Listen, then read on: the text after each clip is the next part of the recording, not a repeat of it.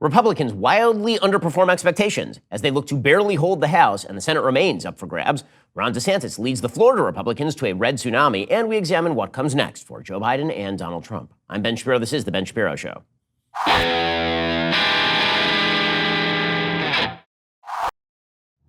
This show is sponsored by ExpressVPN. It's time to stand up against big tech. Protect your data at expressvpn.com/Ben. We'll get to all the news in just one moment. First, inflation is still really, really bad. I know everybody forgot about that for a moment. The DailyWire reports in less than 2 years, inflation has soared from 1.4% to 8.6%. The current administration continues to spend and spend and spend, and nothing last night will make them stop spending, which is why you might want to hedge against bad government policy by getting some precious metals with Birch Gold. Text Ben to 989898. Birch Gold will send you a free information kit on protecting your savings with gold. Birch Gold is giving out a free gold bar with any purchase made by December 22nd, but you have to submit your claim by Black Friday. With almost 20 years of experience in converting IRAs and 401ks into precious metals IRAs, Birch Gold can help you too. Don't sit around while the Fed devalues your hard-earned money. Text Ben to 989898. Learn how you can convert at least a part of your savings into a precious metals IRA. If you place an order by December 22nd, Birch Gold will send you a free gold bar. Text Ben to 989898 today. Again, we are headed into some rocky economic territory, and Joe Biden feels that he's been given a mandate to do more dumb stuff. So now would be an excellent time to diversify at least a little bit into precious metals. Text Ben to 989898 to get started with my friends over at Birch Gold. Also, the midterms are now over. It's time for some actual change. Inflation isn't going away. If the current administration keeps handing out free checks, which they will, Americans won't just be hurting, they'll be fighting to survive. The typical investment portfolio of 60-40 stocks and bonds is down 34% this year. This is the worst drop in a century. Millions of Americans are taking a hit. So what can you do? Well, one thing you can do is invest in assets with low correlation that, the government can't really meddle with. Invest in assets that are not dragged down by the stock market, like fine art with Masterworks. Fine art is so disconnected from stocks that even as 60-40 portfolios keep losing, fine art is selling for 26% more than it was last year. Just recently, Masterworks sold a painting for a 21.5% net return to their investors. Very, very rich people, they can afford to buy really, really expensive art. You normally can't, but you can buy fractionally alongside others over at masterworks.com/Ben. Sign up for Masterworks and invest alongside me. That's masterworks.com/Ben. Join Masterworks today. Before deciding to invest, carefully review important Regulation A disclosures at masterworks.com/CD. Smart investors diversify. Masterworks is a creative way to diversify your portfolio. Masterworks.com/Ben to get started today. Well, an extraordinarily disappointing night for the Republicans last night. Before the election, I had laid out the possibility of three scenarios. One was the red trickle, one was the red tide, the third was the red wave or the red tsunami. The red trickle was going to be the Republicans win, say, 10 seats and up in the House, they gain the House, and they barely take the Senate, or they hold even in the Senate. And then you have the red tide, and that was going to be 20 plus seats for the Republicans, fairly strong showing on the evening. Plus, they take, say, a couple more seats in the Senate, end up with a 52-48 majority. And then there was the red wave, which would have been like 54 seats in the Senate and upwards of 230 seats in the House, like 235 or something. This was not only not a red wave, it was not a red tide, it was barely a red trickle. Barely a red trickle, which means heads should roll. When your football team is expected to go 16-0, it's one thing if your football team then proceeds to go 14-2 or 10-6. If your football team proceeds to go 8-8, people get fired. The entire coaching staff, the entire leadership team in the Republican Party needs to go, and it needs to go now.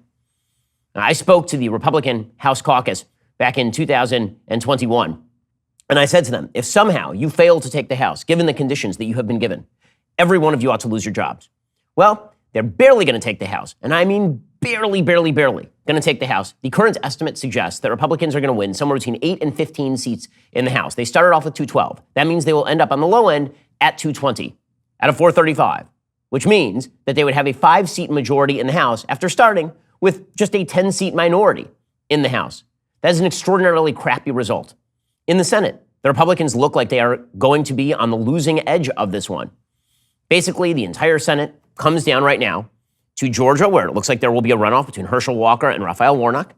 Arizona, not all the votes are in because apparently all the votes in Arizona are counted by a single blind nun working in Mozambique. And so we have to take at least 7 years to count all the votes in Arizona. And the same thing holds true in Nevada. If you have to ballpark the outcomes of those races right now, what you would figure is that Republicans, in order to gain control of the Senate, would need to take 2 out of those 3. Republicans, I think, may still take Nevada. It looks as though they're going to lose Arizona. And that runoff with Herschel, we're going to get another Senate runoff in Georgia, this time featuring the extraordinarily flawed candidacy of Herschel Walker against Raphael Warnock in an off-year election where Brian Kemp is not on the ballot to drag Herschel Walker up ballot. These are crap results, guys. These are bad results. I'm not going to sugarcoat stuff. I'm not going to pretend that this is a wonderful evening for Republicans or even that it's a good evening for Republicans. It was a garbage evening for Republicans last night. And we'll get to all the reasons it was a garbage evening for Republicans in just 1 second. First, we need to actually go through the results. So Kevin McCarthy at 2 a.m.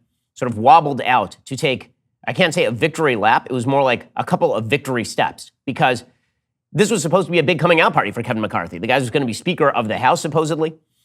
And his leadership, shall we say that it was tepid? I don't know that you get to be Speaker of the House after you win 8 to 15 seats in a year in which the fundamentals not only favor you, but favor you dramatically. Let us recall the fundamentals going into this particular election cycle. The current president of the United States, Joe Biden, who is not alive, has a 43% approval rating. The Democrats in Congress are not popular. Their approval ratings are not good. We have a 40-year inflation spiral. We have historically high gas prices.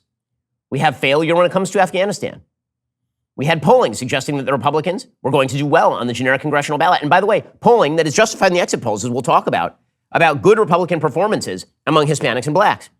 And yet, somehow, magically, the Republicans translated all of those systemic advantages, again, in an off-year election where there's one party in power, they translated all of that into an 8 to 15 seat pickup. That is unprecedentedly bad. It is the worst election for the out-of-power party, since the 2002 midterm elections, which came right after 9/11.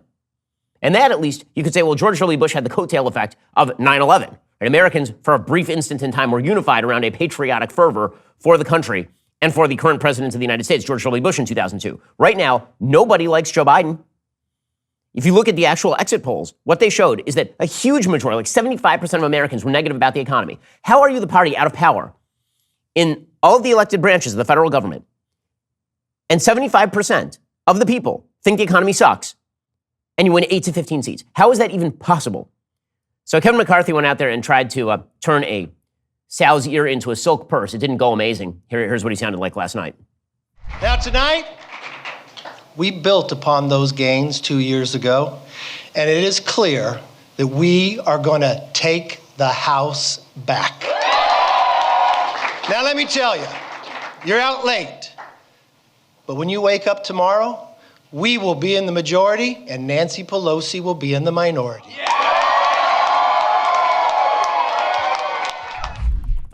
Okay, so there's some sort of ersatz enthusiasm last night, but the actual reports from the victory party there is that people were just confused and bewildered as to what exactly was happening. Because, again, this was supposed to be a big win for the Republicans, and it just wasn't. It just was not. As Politico reported, McCarthy actually delayed a victory speech to what was supposed to be a jubilant party of Republicans until 2 a.m. on Wednesday. I mean, I was asleep by the time this thing happened. We were supposed to have a victory party at like 10 p.m. This was supposed to be an early night. It was not only not an early night, it was a dramatic underperformance. The GOP leader kept his speech brief. He didn't have a firm call that his party had even won the House.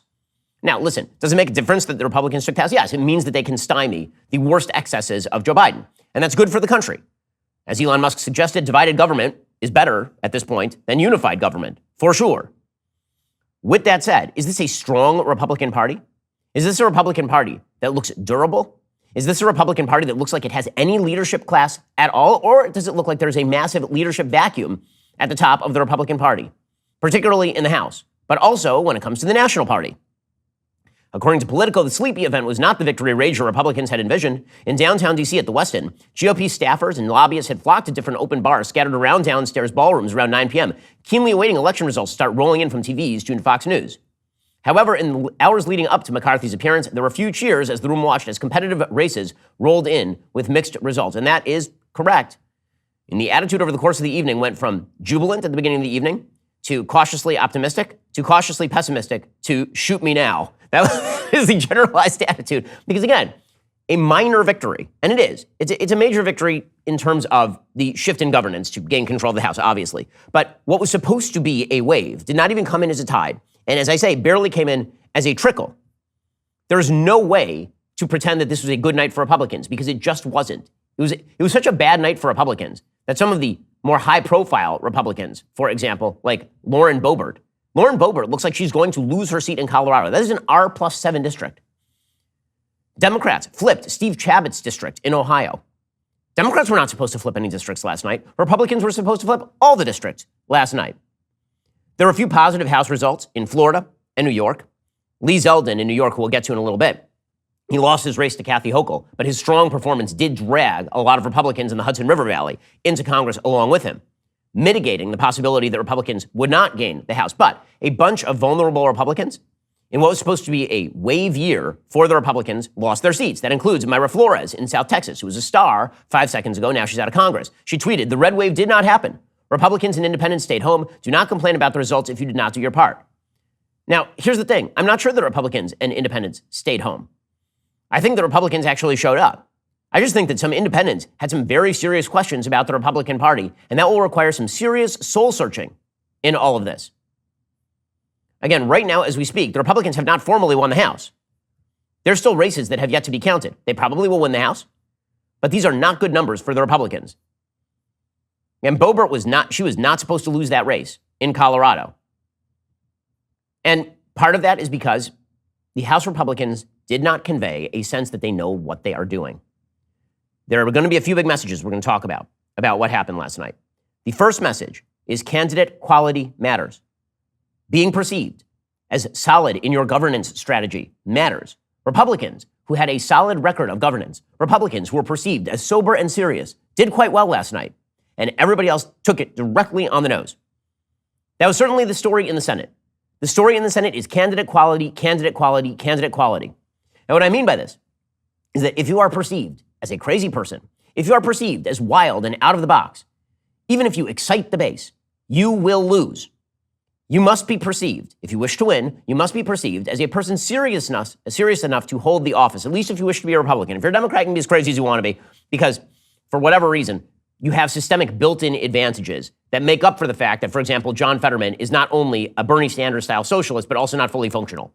But if you're a Republican, the baseline assumption is going to be, by the electorate, that unless you are competent and sober, you don't deserve power. And so there was a lot of talk in the lead up to the election about, I engaged in some of this, about how the Joe Biden democracy's at stake message was not resonating with people. And in a direct way, it wasn't resonating with people, right? Republicans did take the House. So obviously, the notion that just that message alone was going to keep Republicans from power is wrong. However, what this meant is that Republicans got silly. They nominated a bunch of bad candidates in close races, and oddly enough, they nominated a bunch of good candidates in not close races. And so you ended up in the House with this weird dichotomy where in districts that Democrats won by 18, Republicans would make up 15 points of that ground with a really solid candidate and then lose. And then in districts where Democrats were up by 3, Republicans would nominate somebody who was like a big fan of January 6th, and then that person would lose. And so they would nominate bad candidates in close races and good candidates in not close races, and they would lose both of those things. That was the pattern in the House. And then in the Senate, Republicans made the mistake of thinking that because the dynamics for the Democrats were going to be bad, they could nominate anyone. So if you look at the narrative of politics over the past few years, what you will see is that what Americans basically want is stability. They want stasis. That's all they want. And the parties keep taking the wrong message from all of this. In 2012, Democrats took the message that they had an unbeatable coalition and they could be as radical as they wanted to be. And the reaction by the American people was, we'll elect Donald Trump to not give you that sort of power. Donald Trump won. And instead of taking the election, the Republican Party, as a sign that it was time to get back to some semblance of normalcy, instead they said, well, I mean, if we won, this means that we have magic on our side and we can nominate whoever we want to and we'll just continue to win victories. And then Donald Trump did not win in 2020. And now Republicans did not win in 2022. The underlying dynamics of American politics are the same. Gravity applies. Just because some out-of-the-box candidates are capable of defying gravity for a short period of time does not mean that they don't fly too close to the sun and the wings burn away. And that is what we are watching happen for virtually everybody in all parties. The American people are not up for crazy right now. They are sick of crazy. They are sick of volatile. They are sick of feeling uneasy about candidates. They're just not all that interested in that sort of stuff. And so if you pick bad candidates, you're going to lose. There are a bunch of examples of this last night in the Senate. So Don Baldock was nominated in New Hampshire with the help of Democrats, by the way, who felt he would be easier to run against. John Favreau over at Pod Save America, he was actually celebrating Democrats having promoted a threat to democracy, right? Because Don Baldock denied the election of 2020, and so he was a quote-unquote threat to democracy, according to the left. They helped nominate him, and then he got killed, right? He got destroyed last night against Maggie Hassan in New Hampshire. In that New Hampshire Senate race, the final results in the vote count look really bad. This was not a close race. It was supposed to be within a couple of points. Instead, Maggie Hassan walked away with an 11-point victory in New Hampshire. That is a testament to bad candidate quality in New Hampshire. Okay, the same thing happened in Pennsylvania. John Fetterman won Pennsylvania despite the fact that he is not fully functional. Now, I will say, I think that it may be because John Fetterman was not fully functional that a lot of the focus turned away from the fact that he is a radical to the fact that he was not fully functional, and that's bad campaigning. Granted, that's possible. It is also possible that what John Fetterman did at the very beginning of the race basically ended the race. Mehmet Oz was a bad candidate. Dave McCormick was a better candidate in that race. Mehmet Oz got Donald Trump's endorsement, and then he won the primary by about 7 votes. And then within the first 5 minutes of the campaign, John Fetterman successfully labeled Mehmet Oz a TV snake oil salesman who was not from the state and owned mansions and had no connection with the people of Pennsylvania. And so John Fetterman, with a stroke, defeated Mehmet Oz last night. Fetterman ended up with 49% support compared with 48% support for Mehmet Oz. Again, bad candidate quality is a thing. Hey, how about in Georgia? It now looks like a runoff in Georgia is the likely result between Raphael Warnock and Herschel Walker. Herschel Walker was not the best candidate in the primary, but he was endorsed by certain people, and so Herschel Walker became the nominee. And so we had a campaign filled with talk of how many illegitimate children Herschel Walker had. How exactly was that going to be a big win for the Republicans? Or why don't we turn to Arizona? In Arizona, it's still too early to know the results, but right now, both Kari Lake and Blake Masters are trailing in Arizona fairly significantly. Kari Lake was being celebrated as kind of the next go-round of Donald Trump. Blake Masters was making up all the lake ground, and then it just kind of faded. It didn't happen. Why? Maybe because the candidates weren't all that good. Particularly Masters in the Senate. Perhaps he had a lot of flaws. Perhaps the commercials that he was cutting about how wonderful Donald Trump was, while Mark Kelly was cutting commercials about how he was shaking hands with every Republican mayor he could find. Maybe that was a better candidacy. Bad candidate quality tells. Bad candidate quality matters. And good candidate quality tells too. Nevada, it's still too early to know. That race looks like it may be competitive, and it may actually go in favor of Adam Laxalt in Nevada. He's the strongest of that basket of candidates. Now, the counterexample that people are using to all of the candidate quality matters kind of talk is J.D. Vance in Ohio. Well, there are a couple problems with that. One, Ohio is a blood red state. Ohio is not a purple state. J.D. Vance won almost precisely the same percentage as Donald Trump won in Ohio. If you want to tell whether a candidate in the Republican Party did well, you have to look at whether they outperformed Donald Trump's 2020 performance in the same state. And I got to tell you, not a lot of outperformance by Trump's handpicked candidates in the swing states. In Pennsylvania, Donald Trump won 48.8% of the vote in 2020. Dr. Oz won 47.7% of the vote last night. In Georgia, Donald Trump won 49.2% of the vote. Herschel Walker is currently clocking in at 48.5% of the vote in Georgia. In Arizona, Donald Trump won 49% of the vote in 2020. His handpicked candidate, Blake Masters, is currently clocking in at 46% of the vote in Arizona. In Ohio, J.D. Vance won precisely the same percentage as Donald Trump, 53.3%. This is an off-year election. Republicans are supposed to outperform. This is the election where Republicans are supposed to do better than average. And then take a look at the candidates who are the less Trumpy candidates. In Nevada, Donald Trump won 47.7% of the vote. Right now, Adam Laxalt has about 49.8% of the vote. That is an outperformance. In Florida, Marco Rubio, swing state, Donald Trump won 51.7% of the vote. Marco Rubio won 57.7% of the vote. That's a serious gain. Candidate quality matters. You can't defy the gravity of bad candidates. And it is worth noting this going forward. Now, this is particularly obvious when it comes to the governors. As I say, if the Republican Party is looking for a model of governance going forward, if they're looking, how do we win races? Baseline levels of competence, and then engage in the culture war issues. Not the other way around. And also, don't alienate everybody on earth with claims that the vast majority of Americans do not actually believe. You cannot make election 2020 the subject of your campaign in any major way in the United States and hope that things are going to turn out amazing unless your district is like a deep red district. That is one of the messages of this thing.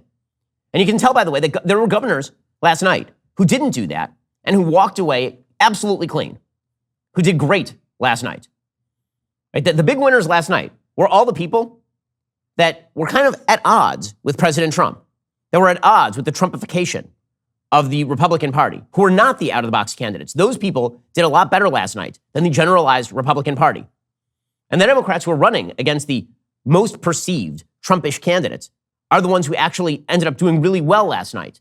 Those Democrats ended up doing really well. What does that say? It says that the very first rule of politics, I say it all the time, if you wish to win, make it very hard to vote for your opponent, make it very easy to vote for you. The Republicans spent a lot of time this election cycle making it hard to vote for their opponent, and then they proceeded to nominate a bevy of candidates who made it very hard to vote for the Republican. And that has some downstream effects. Now, when you look to the gubernatorial races, what you can see is that when you make it easy to vote for your own candidate, then your candidates do really, really well. We'll get to more on this in just one moment. First, are you hiring? What type of role are you hiring for? Maybe you need to hire somebody who can wear a lot of hats. That can be kind of challenging. Or maybe you have a simple position to fill, but it's taking forever to find somebody who actually is going to be a great employee. Whether you need to hire a civil engineer in New York, a pediatric nurse in Nebraska, an attorney in Colorado, or a mascot in Missouri, ZipRecruiter can help you find qualified candidates fast. Now you can try it for free at ZipRecruiter.com/DailyWire.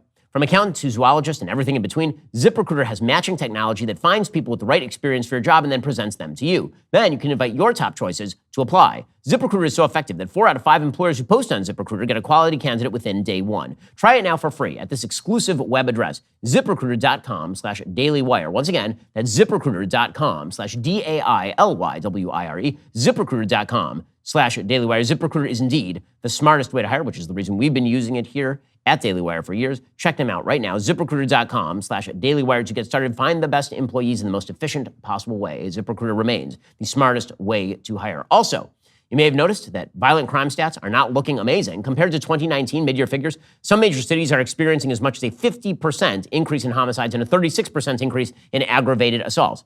Now would be an excellent time to make sure that you are protected. Well, that means taking advantage of your Second Amendment rights, but it's not enough to just be a law-abiding gun owner. You have to know how to use it, what it means to use it, the legal ramifications if you do have to use it. That's why I'm a member of the U.S. Concealed Carry Association. You should be as well. We've talked on this show about good guys with guns using their weapons to protect their families and communities. Sometimes they're the heroes of the story. Sometimes they get lambasted, villainized, thrown in jail. You need to make sure you're prepared for all possible outcomes if you find yourself in the position of having to, God forbid, use your firearm. Right now, the USCCA is giving away a free concealed carry and family defense guide and a chance to win $1,000 to buy a firearm to protect yourself and your family. Just text Ben to 87222. In this 58-page defense guide, you will learn how to detect attackers before they see you, what the USCCA has learned about school shootings, equipment, and training basics, how to responsibly own and store a gun, particularly if you have small kids the way I do. Text Ben to 87222 for instant access to this free guide. Enter for the chance to win $1,000 to put toward a firearm to protect your family today. Text Ben to 87222 right now. So let's take a couple of examples in terms of how this broke out. So in the Ohio vote, if you recall, early on in this particular race in Ohio, Mike DeWine was running against Nan Whaley in the Democratic Party. This was supposed to be a possible toss-up race. Ohio was supposed to be quasi-purple. Mike DeWine won that race by over 1 million votes. By 25%, he won that race. Now, nobody had Ohio on their sort of calendar, mainly because DeWine started pulling away early. And remember, DeWine was very much at odds with Donald Trump. But that fell away early because it turns out the people of Ohio trust Mike DeWine with governance for good or ill. The best example of this is Brian Kemp in Georgia. Donald Trump actively opposed Brian Kemp's nomination in Georgia. He suggested that Brian Kemp was a terrible candidate. In fact, in the middle of the election cycle, he suggested maybe it would be better for America if Stacey Abrams won. Brian Kemp clocked the living crap out of Stacey Abrams last night. Brian Kemp did great. He did great because it turns out that he knows how to govern, and the people of Georgia trust him. And because the people of Georgia trust Brian Kemp, that means that Stacey Abrams is once again relegated to being not governor. I mean, if you're looking for bright spots for Republicans last night, Stacey Abrams actually conceding an election for a change was kind of fun. So here was Stacey Abrams, president of the universe, conceding that she is not in fact going to be, nor has she ever been, governor of Georgia. Thank you. Thank you, Georgia. Thank you, Daddy. It is good to be here in this moment, surrounded by your love and support. And let me begin by offering congratulations to Governor Brian Kemp. And she's like, I know you want me to deny the election, but I'm not going to do it. Which, by the way, good for her to change strategy once in a while. The final results, by the way, in Georgia, were extraordinarily positive for Kemp. He ended up winning 53.4% of the vote. He beat Stacey Abrams by somewhere between 6 and 7 points. That is a big win in a state where Stacey Abrams, Democrats poured money into Stacey Abrams. Democrats spent an extraordinary amount of money on Stacey. Like, they spent $105 million on Stacey Abrams, and she went down in flaming defeat. Why? Because good Republican governance, combined with, yes, some of the culture war issues. Brian Kemp opened the state of Georgia up early, lest you forget. He governed well during COVID. He has engaged in culture war issues around, for example, critical race theory or radical transing of the children. But that's the icing on the cake.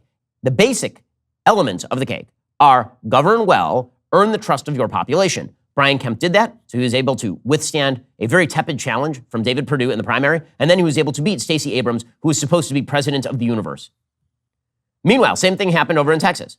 So Greg Abbott in Texas, he finally took out Beto O'Rourke. Beto is running out of offices to lose for. He's lost for Congress. He has now lost for Senate. He's lost for governor of the state. He's lost for president. He's going to run for, I don't know, chancellor of the EU or something next. He's announcing his big electoral push for UN Secretary General, I suppose.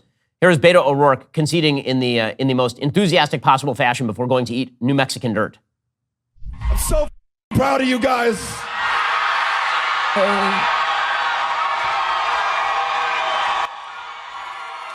And this campaign holds a very special place in the history of this country every day going forward.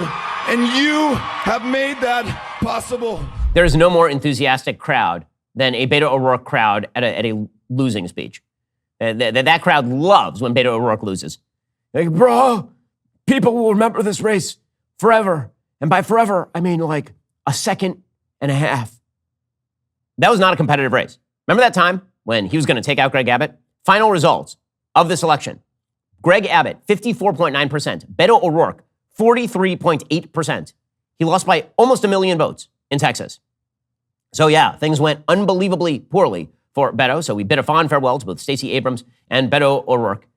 Beto's going to go. He's got to skateboard and bong rip and kick flip and enjoy his life now, man, until the next time he's born to run. So we bid a fond farewell to Stacey Abrams and Beto O'Rourke. Good Republican candidates won last night. Bad Republican candidates lost. This is not so hard. Doug Mastriano in Pennsylvania. He got hammered. He got destroyed in Pennsylvania. Okay, now he got destroyed because, shockingly, he is a bad candidate. There are people who are suggesting that there was this big quiet vote for Doug Mastriano. No. No. The answer is no. Josh Shapiro, who is the Attorney General of the state, beat Doug Mastriano by almost 14 points. He beat him 55.6 to 42.6. That's a 13-point victory for Josh Shapiro over Doug Mastriano. And might it have behooved the Republican Party to nominate a better gubernatorial candidate who could have perhaps helped Dr. Oz over the finish line in a much closer race against John Fetterman? It might have helped. It might have helped. Run bad candidates, win stupid prizes. Meanwhile, if you run good candidates, even when you lose, you have coattails. So, for example, Lee Zeldin over in New York, good candidate. And not an anti-Trump guy, Lee Zeldin, but certainly a more establishmentarian Republican. He ran a very concerted, disciplined race against Kathy Hochul. And the results in that race came out in favor of Kathy Hochul, but Lee Zeldin had some significant downstream effect. There were 3 House seats that flipped in New York because Lee Zeldin ran a strong race at the top of the ticket. So basically, he gave up his House seat, did Lee Zeldin, and he sacrificed it in order so that New York could have a few more Republican congresspeople, which, by the way, may spell the difference between Republican control and not Republican control in the House of Representatives. In that governor's race, by the way, Kathy Hochul ended up winning by just about 5 points. Hey, that is a dramatic loss for Kathy Hochul, considering, I mean, she wins, but it's a win for Kathy Hochul in the same way that last night was a win for Republicans. Like, you technically won, but not amazing. Andrew Cuomo won his last race in New York State by like 25 points. A 5-point loss for Lee Zeldin demonstrates that good candidates do well and have coattails. The reason I keep coming back to this is because there need to be some lessons for the future here. Republicans seem to have a very, very nasty habit. And the nasty habit is that they keep going back to the well of magic. They keep thinking, okay, well, but people will hate Democrats so much that we can nominate literally anybody. We can nominate that dude on a street corner. I mean, sure, he's shouting at the sky and he's scratching at himself with one of those weird back scratcher things. And sure, he's got fleas and rabies. But that guy, anyone could beat Biden, right? I mean, anyone can beat these Democrats. I mean, these Democrats, these woke idiots, like anyone could beat them. We could run dog turd. Wrong. You have to run actual good, responsible candidates. Learn your lesson, guys.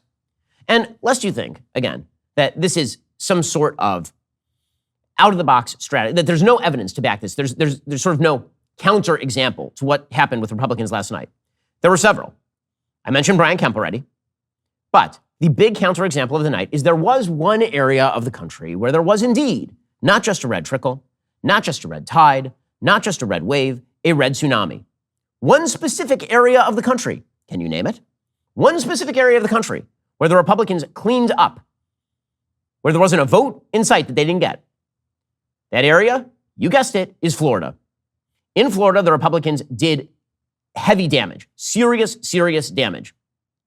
In fact, because Florida reports its results fast and in clean fashion, like the polls closed at 7 p.m. in most of Florida except for the Panhandle, by like 8 p.m. Eastern last night, we knew the results in Florida. And that's why there was a lot of feeling in the Republican side of the aisle. I mean, we were covering it live last night at DailyWire. Plus, there's a feeling that this might be a red wave. But it turns out it was not a red wave. It was just that Florida Republicans know what they are doing, and Ron DeSantis is an excellent candidate who is good at governing and then does the culture war issues as the icing on the cake. Wipeout for Democrats in Florida. Absolute wipeout. On every possible level, a wipeout. I mean, let's take a look at some of these results. Let's start with the governor's race. This was supposed to be a relatively close race when this thing first started. Recall, Ron DeSantis won his last race for governor against Andrew Gillum, a gay meth addict. He won that race by 30,000 votes. 30,000. In a state that has, 7 million votes per election, 6, 7, 8 million votes per election. He won by 30,000 votes, 0.4% of the vote. In this particular election, Ron DeSantis won 59% of the vote. 59%. So he went from winning by 0.4% of the vote to winning by 1 bajillion votes. Like the numbers don't exist anymore. We've run beyond the scope of actual mathematics in terms of how big this victory was for Ron DeSantis. 59.4% of the vote for Ron DeSantis. He beat Charlie Crist last night like a rug. He beat him by 1.5 million votes, 4.6 million to 3.1 million. So from a 30,000 vote victory to a 1.5 million vote victory 4 years later. That is evidence of organization on the ground. That is evidence of excellent governance. That is evidence that you can convert independents to your own side. It is evidence that you have turned a purple state into a bright red, blazing red state, Tennessee, Utah-like red state. This state is not on the board for Democrats, and that is because good Republican, there is no substitute for good candidates who are good at their jobs and engage less in the culture war crazy than they do in the actual governance of their state, and certainly don't engage in stupid issues that are going to be counterproductive. Ron DeSantis is a culture warrior, no question. He will fight critical race theory. He will fight woke. In his victory speech last night, he said that Florida is where woke comes to die. He is correct. Here was DeSantis. We have embraced freedom. We have maintained law and order. We have protected the rights of parents. We have respected our taxpayers, and we reject woke ideology. We fight the woke in the legislature. We fight the woke in the schools. We fight the woke in the corporations. We will never, ever surrender to the woke mob. Florida is where woke goes to die. Okay, so, yes, he fights the woke. Also, he's really good at being a governor. You can do both those things. So there are a lot of people on my side of the aisle, a lot of Republicans, a lot of conservatives, they're like, why can't Republicans message on this stuff? The answer is because, again, don't let the icing be the cake. You can't have the cake without the icing. Otherwise, it's just not a very good cake. But you can also not have the icing without the cake is nothing. The icing without the cake is Don Baldock. The icing without the cake is Doug Mastriano. The icing with the cake is Ron DeSantis. And the cake without the icing is Mike DeWine. Okay, so what that sounds like, actually, is that the main thing Republicans have to do is focus on not alienating every voter in sight by embracing silliness, by embracing things that the American voters do not care about. There's a lot of talk in the election lead up about how Democrats were ignoring what the voters wanted. And that's true. Many Democrats did ignore what the voters wanted. But as it turns out, the Joe Biden pitch, and Joe Biden is going to be the nominee now for the Democrats in 2024. We'll get to the impact on Biden and Trump in a second. Joe Biden pushing for the democracy talk, it turns out that wasn't about threats to democracy. It was about, do you trust these Republicans to govern? And when Republicans act as though they can't be trusted with governance, they don't win. And when they can be trusted with governance, they win, and they win enormous. They win huge. We'll get to more on this in just 1 second. First, let's talk about how light streams into your house. It's like a big thing for me. When we bought our house, I noticed that the window coverings on our windows, they just weren't very nice. And that's when I headed on over to Blinds.com. Blinds.com is the #1 online retailer of custom window coverings with over 40,000 five-star reviews. Everything they sell is covered by their perfect fit and 100% satisfaction guarantee. You can measure and install yourself or have Blinds.com take care of it with local professionals. There's no showroom, no retail markets, no matter how many you order. Installation is just one low cost. With hundreds of styles and colors to choose from, Blinds.com is sure to have the perfect treatments for your windows. Shop the Blinds.com Veterans Day sale right now through November 11th and save up to 50% site-wide. Get up to 50% off everything right now at Blinds.com. When you check out online, don't forget to tell them you heard about Blinds.com from The Ben Shapiro Show. Rules and restrictions may apply. Plus, you can pay over time with PayPal credit at Blinds.com. PayPal credit is subject to credit approval. Visit Blinds.com/PayPal for details. Again, get the best window coverings on planet Earth over at Blinds.com. The way we did, go check them out right now. Blinds.com. Check them out right now and check out all their available deals. Also, are you still giving your money to woke razor companies that hate your values, see masculinity as toxic, and think you should teach your daughter to shave her beard? There is indeed a better way. Jeremy's razors are 100% real and 100% woke-free. The premium handle has more heft than the left. The razor head pivots without caving and has 6 blades that are sharper than truth. Those other razor companies keep virtue signaling to the totalitarian left and using your money to do it. But you don't have to let them. When you buy Jeremy's razors, you aren't just making Jeremy richer, you're making the whole left poorer. 75,000 people have already made the switch. Visit jeremy'srazors.com. Get 40% off your Founders Series shave kit today. That's jeremy'srazors.com. Jeremy's Razors. Shut up and shave. If you look at a map of Florida, the results here are absolutely astonishing. They are. I mean, I'm looking right now at the map of Florida and how it went in this gubernatorial race. And Ron DeSantis won Miami-Dade. You can't win Miami-Dade if you're a Republican. That's not possible. He won Miami-Dade. If you look at the exit polling, Ron DeSantis won Hispanics outright. Outright. The GOP picked up several congressional seats in Florida. National Republicans saw Tampa Bay's open seats, according to the Tampa Bay Times, as a path toward reclaiming control of Congress. And they achieved it. Florida is now sending 20 Republicans to the U.S. House of Representatives. That is an increase of 4. Remember, Republicans needed to pick up 5 in order to take the House. So Florida alone almost put the Republicans over the top. The rest of the country combined is going to provide the Republicans with maybe another 4 to 10 seats. Combined. The state of Florida carried it last night. It was Lee Zeldin in New York winning those House seats. That's 3. And then it is the Republicans in Florida picking up 4. That is 7. So that means that more than half of the Republican gains, in all likelihood, are going to come from those 2 states alone, with competent people running, Florida and New York. And by the way, again, it wasn't just DeSantis. It was up and down the ballot. First of all, Charlie Crist had to concede because Charlie Crist has now run for every single party, and there are no more parties for him to, he's now looking for a pool party to run to because just bad night for Charlie Crist. Here was Crist acknowledging that, in fact, his strategy of alienating every independent and Republican voter was a bad strategy. Thank you. Thank you. First and foremost, I want to give a good congratulations to Governor DeSantis on his reelection. That's okay. That's okay. That's okay. That's okay, guys. That's okay. I'm just going to read you a couple stats on how well DeSantis did last night. The Cuban vote in 2018 went 67% for Ron DeSantis. There are a bunch of people out there saying, well, when he wins the Hispanic vote, you just mean Cubans. Nope, that is not what I mean. He won 67% of the Cuban vote in Florida in 2018. He won 68% of the Cuban vote in Florida in 2022. So Cubans voted Republican, like they always vote Republican in the state of Florida. The Puerto Rican vote in 2018 went 34% for Ron DeSantis. It went 55% for Ron DeSantis. That is a shift of 21 points among Puerto Rican voters in the state of Florida. Good governance. Ain't no substitute for it. Among other Latinos, 34% voted for the Republican in 2018. 50% voted for Ron DeSantis in 2022.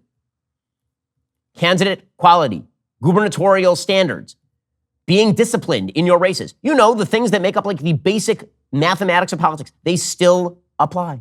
Yelling at the sky is not, in fact, a strategy. And if Republicans wish to actually win broad victories over the course of the next decade or so, They're going to need to put away the childish playthings with which they have been preoccupied. I'm talking about the House leadership. I'm talking about the presidential leadership. That means that discipline needs to be in order here. There will be some opportunity for Republicans. There are going to be some silver linings here, which we'll get to in just 1 second.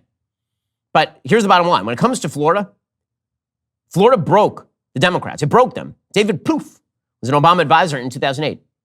Plouffe, he admitted that the Obama coalition in Florida is completely dead. It does not exist anymore. Here he was last night. Marco Rubio is up 11 points. I'll paraphrase Carlos's question there, David Plouffe. I mean, what is the lesson you are drawing here in terms of the Hispanic vote? How alarmed should Democrats be? Well, in Florida, it's catastrophic. So obviously we saw great erosion in 20 in the presidential race. And let's remember, Barack Obama won in 2012, basically tied the Cuban vote, got over 70% of the Hispanic vote. So the Obama coalition in Florida is gone. We got to rebuild it now. Okay, the GOP flipped Miami-Dade, which Hillary won by 29 points. It flipped Hillsborough County, Duval County, Pinellas County, that's Charlie Crisholm County, Palm Beach County flipped.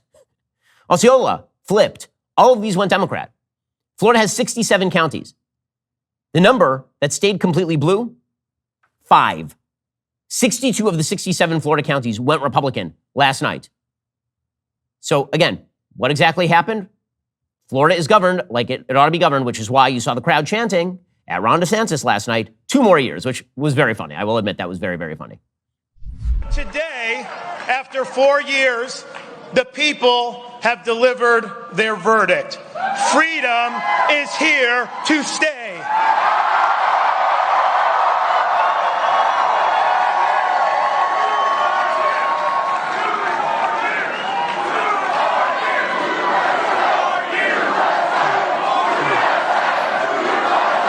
Thank you very much. Thank you. Now, 2 more years. Thanks to the overwhelming support of the people of Florida, we not only won election, we have rewritten the political map. This is correct. This is right. Thank you for honoring us with a win for the ages. That's absolutely right. Okay, so here's the question for Republicans. Would you like to win like Florida won? Or did you like the rest of the map last night? Was the rest of the map good for you? Did you enjoy that? You smoking a cigarette this morning after how the rest of the map went for Republicans? I wasn't. I'm pissed. I'm enraged. There is no way that Joseph R. Biden, a person who died several years ago, should have earned the single best Democratic in power party performance since 2002. That should not have happened. None of that should have happened.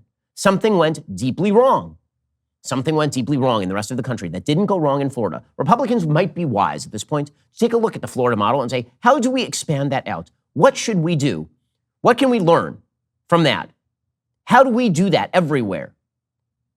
And maybe the answer isn't all that tough. Maybe the answer is, as I say before, put away the distractions. Put away the sillinesses. Be serious with the American people. The American people are crying out for seriousness. They're not getting serious governance from the Democrats. They showed last night they don't love the Democrats. It wasn't like the Democrats walked away with a clean sweep, did amazing, blew out the Republicans, massive, nothing like that.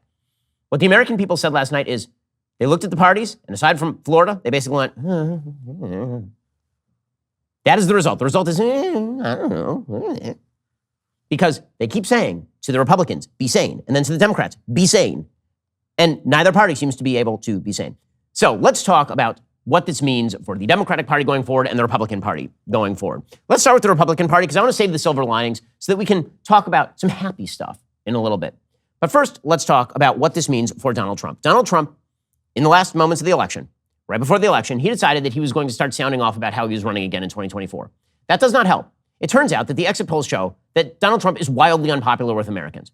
I'm sorry to break it to folks. Donald Trump is not a wildly popular figure outside of about 1/3 of Americans. About 1/3 of Americans love the guy, and the other 2/3 of Americans are not super happy with him. I would say 1/3 of Americans love him. I would say 45% of Americans cannot stand him. And then there are people in the middle who are really not particularly happy with Trump.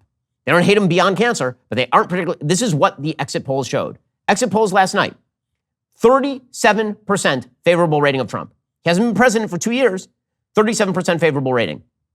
So when you come out days before the election and you rip Ron DeSantis, who just won a 20-point victory in Florida, as Ron DeSanctimonious. People react to that, and they don't love it. When you say on Election Day, as Donald Trump literally did yesterday, when you say that Ron DeSantis better not run against me because I have so much dirt on him, I know him better than anyone except perhaps his own wife. Is that like a smart move, politically speaking? Is that a good strategy? Or is that a very, very stupid strategy that seems rather narcissistic when you are trying to lead your party to the victory? Here's the question. Is Donald Trump the leader of the Republican Party, or is Donald Trump just Donald Trump? And if he's just Donald Trump, you can love the guy. If he's the guy who wins the primaries, you can vote for the guy. I voted for him last time around. But is that the person you want leading the party? Because there is a giant leadership vacuum. Who's the leader of the Republican Party right now? Is it Kevin McCarthy? Do you think it is? I don't think so. I don't see that as a leadership class at the top of the Republican Party in any way, shape, or form. And Donald Trump certainly is not the leader of the Republican Party. He is not. Not because he's not de facto a leading figure who is a Republican, but because his priority is not the Republican Party. If you're the coach of the Baltimore Ravens and you go out there every single week and you don't actually do much coaching, you just kind of stand on the sidelines and you just point at people who make mistakes. You're like, that guy's terrible. I can't believe him. He just won't do what I say. And then your team keeps losing. At a certain point, people might say, maybe that coach isn't amazing. He's not amazing. Like, he is the coach of the team, but he's not very good at being or maybe that's not his priority. Maybe his priority is the ad deal. Maybe his priority is getting ready for his next job. We don't know. But if you are looking at what Donald Trump, his impact was on this election, it was not minor. His handpicked candidates did poorly last night. Blake Masters in Arizona, Herschel Walker in Georgia, Dr. Oz in Pennsylvania, Don Baldick in New Hampshire. All these people did not do well. They did not do well. I mean, there are several reasons why Donald Trump's impact on the election is going to have negative ramifications for Trump 2024. Number one, if he announces next week, you think everybody's in a good mood? So Donald Trump has operated on sort of a theory of unfalsifiability thus far. So yesterday he was interviewed by News Nation, and he was asked, so depending on how the election does, should you get credit or should you get blame? And he gave a typical Trumpian answer. I'm going to say that I think this is half tongue-in-cheek, but then he goes on, and it's not quite half tongue-in-cheek. Here's what he had to say. You've endorsed more than 330 candidates this election cycle. Tonight, win or lose, the results for Republicans, how much of that will be because of Donald Trump? Well, I think if they win, I should get all the credit, and if they lose, I should not be blamed at all. Okay, and then he continued along those lines. And he said, I shouldn't be blamed at all. And it won't be that way. But really, I deserve all the credit. That's what I deserve is all the credit. Donald Trump raised in excess of $100 million in this campaign because of all the mailers and all the rest. He spent $15 million in this campaign. Mitch McConnell, who the base is very angry at and who Donald Trump is very angry at, spent $234 million from the Senate leadership PAC in this particular election cycle. Donald Trump got a bunch of people nominated, and then he stopped cutting them checks. He nominated Mehmet Oz Trump's endorsement was Mehmet Oz's nomination in Pennsylvania. He nominated Mehmet Oz because he thought that Mehmet Oz was good on TV. Carrie Lake probably won the nomination in Arizona because Donald Trump endorsed, because again, she was good on TV. He endorsed Herschel Walker because Herschel Walker is a famous person. These are not good reasons to nominate candidates. And then he proceeded not to give them any money. This is not a strategy for victory, and everyone knows this. We're now saying the quiet part out loud. Donald Trump was a drag on this election cycle for Republicans. He was. There ain't no two ways about it. Again, you can love what he did as president. You can think that he has magic skills in politics. He does. I mean, the guy went from nothing to being the president of the United States, politically speaking. That does not mean that since being president, he has been anything but a net drag on Republicans. Show me the victories. Show me the victories. Trump's whole thing is, I'm a winner. Since the election of 2020, he lost the election of 2020. He then proceeded to lose Republicans 2 Senate seats in Georgia, losing them the majority. And now he is largely responsible for the nomination of a bevy of candidates in the House and in the Senate who wildly underperformed, and the governorships who wildly underperformed. And then his take is, it's not me. Don't blame me. It's not my fault. Well, here's the thing. Dude, if you're going to be the leader, then the buck stops somewhere. At some point, the Republican Party is going to have to make a decision. Do they wish to be tied to Donald Trump's obsession with election 2020? Is that the thing that they really want? Donald Trump, in the middle of this election cycle, He went to, first of all, he goes to Ohio and he says to J.D. Vance, JD's kissing my ass for my endorsement. I'm the only reason he's going to win. Well, no, that's not true. And then in the middle of the election, he's calling up Blake Masters like, why wouldn't you deny the election even more strongly? Okay, you want the lest you think that I'm just going after Trump unfairly, that really this, okay, here is Donald Trump's actual reaction to the election last night. Now, a normal reaction by anyone who believes in conservative principles would be, man, we sucked last night. We need to fix this thing. What do we do to fix this thing? A normal reaction to Republicans losing seats last night, vulnerable seats for Democrats, would have been, man, what a blown opportunity. Donald Trump's election reaction last night on Truth Social was almost entirely ripping candidates, some of whom he had already endorsed, for not sufficiently bending the knee to him and then losing.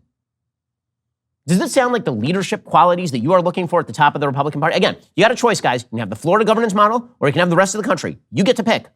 At some point, the Republicans are going to have to grow up. They're going to have to realize, and no matter how much you love Donald Trump, even if you want to see him as the nominee, no matter how much of that is true, be serious about who you nominate. Treat elections as though they matter. Donald Trump doesn't.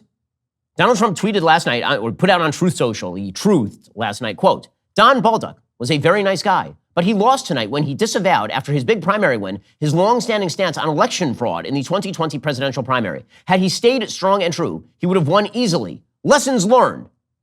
Donald Trump's lesson from last night is that Don Baldock wasn't crazy enough. Donald Trump's lesson last night was that Don Baldock should have made the entire election in New Hampshire about Donald Trump losing in 2020. Does that sound like a person who is deeply dedicated to the cause of defeating Joe Biden? He didn't have a word to say on Truth Social last night about Joe Biden in the immediate aftermath of the election. Not a word to say about the Democrats who are running the country directly into the ground. Not a word to say about the transing of the kids, about the 40-year inflation rate, about the loss of Afghanistan, about the equity at the center of every policy. Not one word about that, but he had words for Don Baldock, who he endorsed. He had words for him.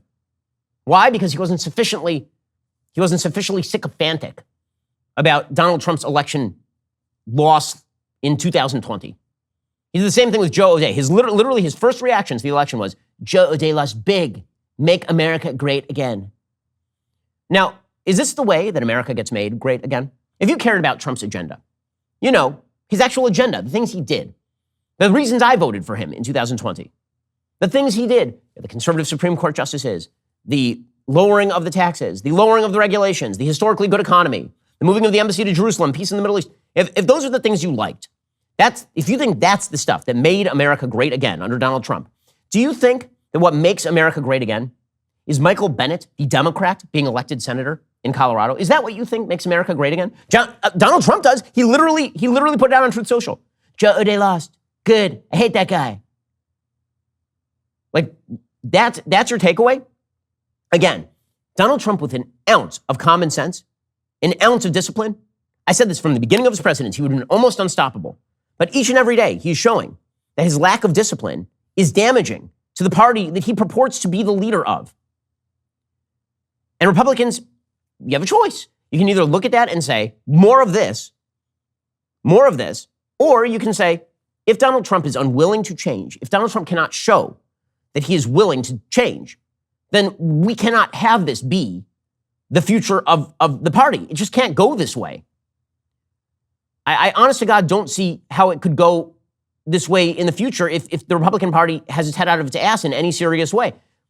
If Donald Trump doesn't change, if you just get more of this, it's just this until the end of time, what is your strategy for victory? The question Republicans should be asking right now, they should be asking themselves this question very seriously going into 2024. Donald Trump took a slim electoral victory in 2016 and a 3 million popular vote deficit. And in 2020, he turned that into a fairly comfortable electoral victory for Joe Biden and a 7 million vote deficit.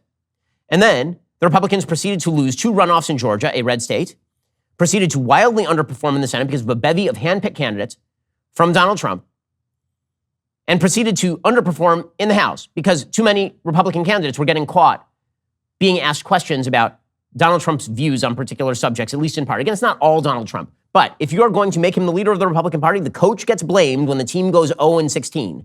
The coach gets blamed. That's how everything works. The buck has to stop somewhere. And if the Republican Party keeps playing this game where the buck stops nowhere, well, then the buck won't stop anywhere and they'll just keep losing. Like, you have a choice between that or a model where you take a state that is dead even, 30,000 vote victory in Florida, to 1.5 million vote victory 4 years later. These are your choices. Responsible governance with the culture war icing, or this chaos. It was one thing when you were getting at least the good governance from Donald Trump. Right now, since he's been president, he doesn't have the power to govern. So exactly where's the good governance? This is going to hurt Trump, and it should hurt Trump. This election was not good for Donald Trump.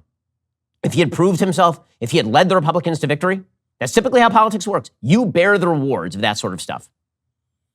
But if you can't bear the rewards and bear no blame, that's not how any of this works. Kevin McCarthy deserves a heavy, heaping helping of blame. He's the House leader, and his House team wildly underperformed. And Donald Trump has declared himself the head of the Republican Party. Okay, all right. Then you get the blame. Then you get a big heaping helping of blame when things go wrong, particularly among your hand-picked candidates. And it is worth noting here that for all the talk about how Donald Trump picked his candidates and he intervened in the elections, his fundraising juggernaut dropped $2.3 million total in Ohio and $3.4 million in Pennsylvania. Those are not numbers. Those are not numbers. And made the entire Republican Party answerable to whatever he was saying about the election. And the election was not about January 6th, but it was about, for the Republican Party, can you be trusted with governance? Can you be trusted? And if the Republican Party shows that it can't be, if it shows that it's beholden to anything except for the priorities of the American people, that's the only thing that matters, the priorities of the American people. If Republicans don't make that the top priority, if they make fear of whatever political interest group the thing that they are the most afraid of, the thing that they respond to, then they're going to keep getting bruised. It really is that simple.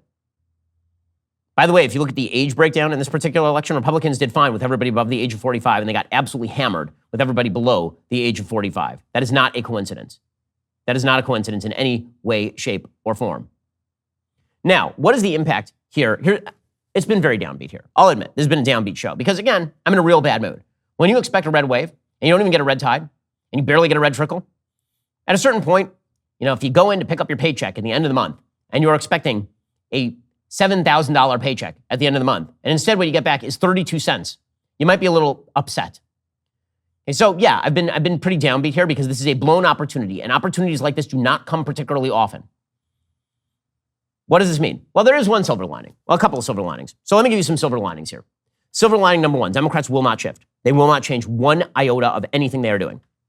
Now, we know that stuff's unpopular, but the incentive structure in Congress is if you get reelected, it ain't unpopular. Polls are polls. Elections are elections. And if your party somehow exceeds all possible estimates and does much better than expected, then you're going to keep doubling down on this.